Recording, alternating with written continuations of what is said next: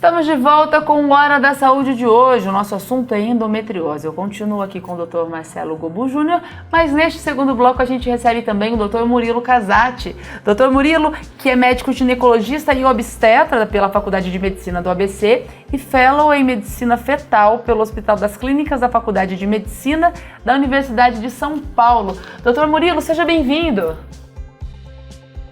Olá, Glaucia. Olá, Marcelo. Muito boa tarde. Agradeço aí pelo convite, vocês, todo mundo da produção. Prazer estar com vocês falando desse tema no mês que é o Dia Internacional da Mulher e o Dia da Luta contra a Endometriose. O Murilo está falando com a gente direto de São Paulo, nesse momento de pandemia. Nem sempre a gente pode receber as pessoas pessoalmente, mas é uma ótima maneira, a gente vai recebê-lo e agradecemos muito a disponibilidade, viu, Murilo? Para a gente começar, primeiramente eu queria que você falasse sobre quais as maiores dificuldades quando nós abordamos especificamente algo ligado à saúde da mulher, como é o caso da endometriose. Eu acho que uma das maiores dificuldades quando a gente fala nos problemas de saúde da mulher, e em especial a endometriose, eu acho que culturalmente o Brasil tem um fator de banalizar algumas queixas da mulher. Eu acho que é importante a gente sempre valorizar que talvez não seja comum essa mulher sofrer tanto todos os meses, por exemplo, nos ciclos menstruais de uma paciente com endometriose. Acho que uma outra dificuldade que tem muito também a gente vive uma era de um fácil acesso à informação, o que é ótimo, mas muitas vezes essa informação não é uma informação confiável, e essa informação pode gerar muita ansiedade, desesperança nas mulheres, o que não ajuda em nada no tratamento e na qualidade de vida delas. Marcelo, muito interessante tudo, né, que o Murilo falou, mas uma parte me chamou mais atenção em particular. Muitas vezes são banalizadas as queixas das mulheres, realmente. Sim, que é o que a gente tinha comentado anteriormente. Às vezes a gente torna normal algo que não é normal. A gente utiliza o ciclo de vida da mulher e a fase que ela está do desenvolvimento dentro do ciclo de vida para falar, é assim mesmo. Isso acontece muito em relação à gestação, por exemplo, e complicações da gestação, em relação à saúde mental da gestante, coisas que a gente fala assim, é assim mesmo, é porque acabou de ter o filho, é porque engravidou, então isso acontece mesmo, ou quando vai chegando perto do climatério, na menopausa, não, é porque está na menopausa, é assim mesmo, e na verdade não, são questões que estão passando ali de fundo, existe alguma maior prevalência, incidência de algumas doenças ou de algumas alterações nessas fases de vida, mas não quer dizer que isso seja normal naquele tempo ou não precisa ser tão sofrido, né? Às vezes a gente tem adoecimentos que vão gerar necessidade de cuidado, que não necessariamente são uma doença. Certo. Murilo, a endometriose hoje é considerada como uma doença da mulher moderna. Por que isso acontece? Nossa, eu acho que é um reflexo aí das gerações e das mudanças que a gente vai tendo, né? A endometriose, para a gente raciocinar a partir daí, é uma doença diretamente relacionada com os ciclos menstruais. E a mulher, ao longo dos anos, ela foi cada vez mais tendo menos filhos e engravidando mais tarde.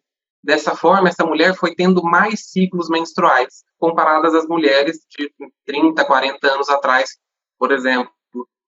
Então, essas pacientes que têm um maior número de ciclos menstruais durante a sua vida reprodutiva, essa paciente está um pouco mais sujeita, um pouco mais exposta a desenvolver endometriose. Existem outros fatores que são estudados também, que são componentes ambientais, genéticos, e também diretamente relacionados aí à ansiedade, depressão e outros fatores que, infelizmente, a gente vê em ascendência aí, conforme vão passando os anos.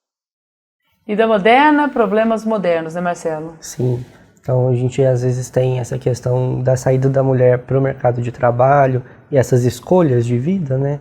Como, por exemplo, o adiamento para poder ter o primeiro filho, por exemplo. A gente tem o advento da terapia hormonal facilitando esse processo, e isso é fator de risco para algumas doenças que sempre poderiam ser possíveis, mas que em decorrência do ambiente, em decorrência do estilo de vida, do contexto de época, não apareciam. Não quer dizer que a gente hoje esteja causando mais endometriose, é que o nosso contexto favorece o aparecimento de uma condição que poderia acontecer antes, né? Isso é importante a gente destacar, para falar assim, antigamente a minha mãe passava por isso e não tinha nada dessas coisas, né? Ou na época da minha avó não tinha nada disso.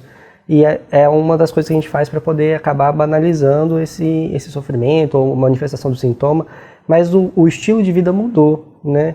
Então, às vezes a gente opta por ter filho mais tarde, alguma coisa assim, que vai ser um fator de risco, mas isso não quer dizer que a gente está errado, ou que tem que ter filho mais cedo para poder prevenir. A gente tem que fazer uma adequação e entender quais são os recursos que a gente tem em decorrência disso. Agora, eu gostaria muito de falar sobre o diagnóstico.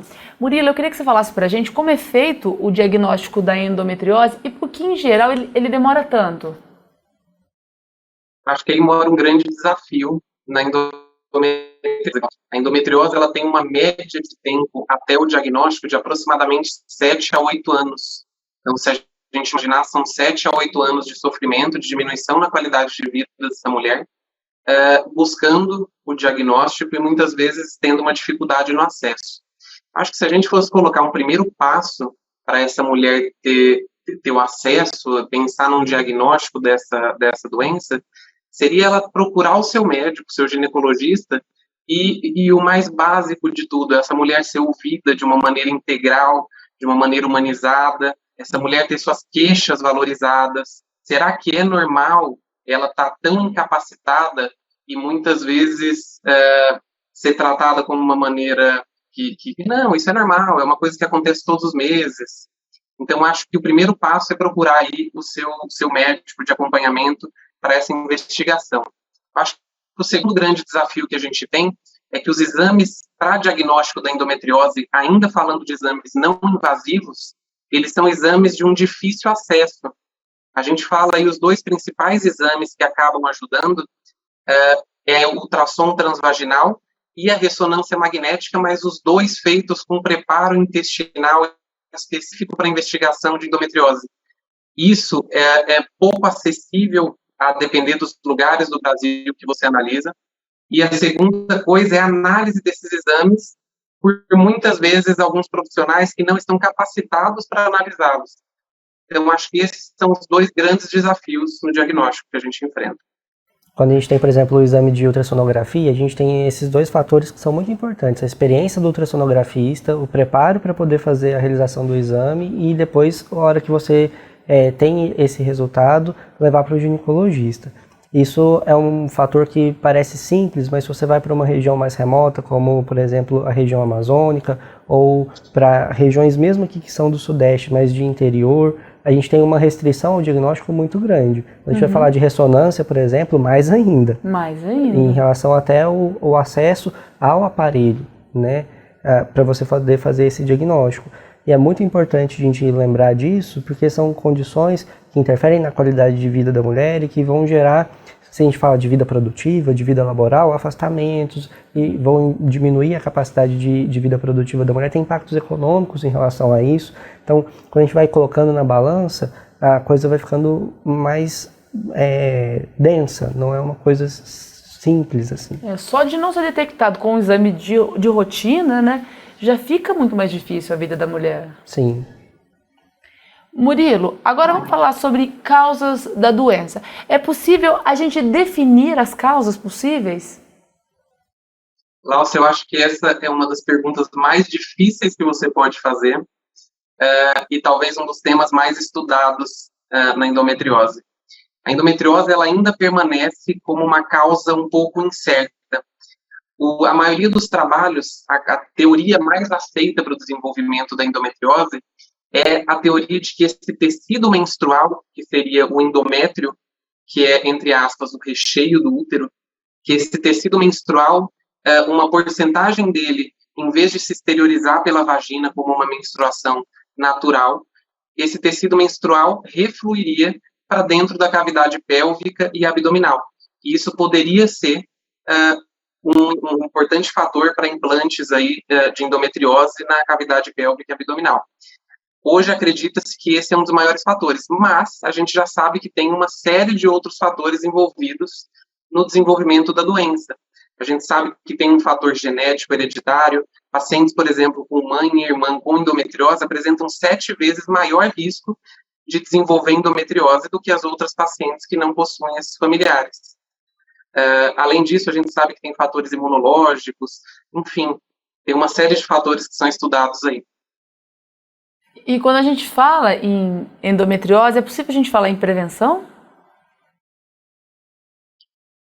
Cláudia, quando a gente fala em endometriose, eu acho que é possível a gente falar em se atentar aos sintomas para não deixar essa doença evoluir tanto e a gente pegar muitas vezes no começo e ter um tratamento adequado antes de impactar na qualidade de vida dessa mulher. Além disso, a gente sabe que diretamente o modo de vida dessa paciente, dessa mulher, ele impacta no desenvolvimento da endometriose. Então, uma paciente que tem um estilo de vida mais saudável, que pratica exercício físico, que tem uma alimentação mais adequada, que se alimenta em intervalos menores de tempo, essa paciente ela tem uma qualidade de vida maior. Mas prevenção diretamente é um pouco complicado a gente falar. Marcelo, mais uma vez, a prevenção está aí nos hábitos de vida saudáveis. Sim, a gente tem vários tipos de prevenção, né? E a detecção precoce é um dos jeitos de a gente poder fazer isso. Então, eu não consigo evitar que a endometriose apareça, mas eu consigo correr atrás dela o quanto antes, né? Então, pensar nessa possibilidade diagnóstica no momento oportuno e partir para a investigação, não banalizar as queixas e ter um hábito de vida que vai evitar as complicações, né? Que vai diminuir a limitação associada à doença. Como a gente comentou já em outros programas, às vezes medidas que são simples diante do impacto que elas causam positivamente na qualidade de vida podem ser associadas a benefícios a diversas doenças que têm essa característica de impactar na qualidade de vida, de impactar no desenvolvimento de condições que são crônicas. Como que os hábitos de vida eles interferem diretamente na prevenção, né? De várias doenças, e como é difícil isso. Não deveria ser tão difícil. Mas não é. A dificuldade... Não deveria ser tão difícil a adesão a isso. Sim, a gente tem uma luta com a mudança. A nossa luta ela não é com o hábito saudável, é com a mudança de hábito. E a gente, enquanto profissional de saúde, independente da nossa categoria profissional, é pouco treinado para mudança de hábito, ou para falar sobre mudança de hábito. A gente sabe, por exemplo, hoje, que o que mais dificulta a adesão de um paciente a uma mudança de hábito não é saber as consequências negativas. Então, o que faz a gente falar sobre perda de peso ou iniciar uma atividade física não é falar que se eu fizer atividade física ou se eu não perder peso, eu vou infartar mais. É comentar sobre as barreiras, aquilo que o indivíduo enxerga como uma dificuldade para começar essa mudança do estilo de vida. E a gente às vezes tem pouco treino para poder fazer isso e fazer uma escuta de qualidade, como o Murilo falou, uma escuta atenta, porque em 8 anos, em 7 anos de procura ou de sintomas de manifestação, será que essas queixas nunca aparecem ou nunca surgiram? Elas vão surgir primeiramente depois de 7 anos no discurso? Ou quantas vezes a mulher teve a chance de poder falar sobre as questões que acontecem com ela e ser de fato ouvida no impacto que aquilo causa na rotina dela? São 7 anos falando assim, não, todo mês é assim mesmo.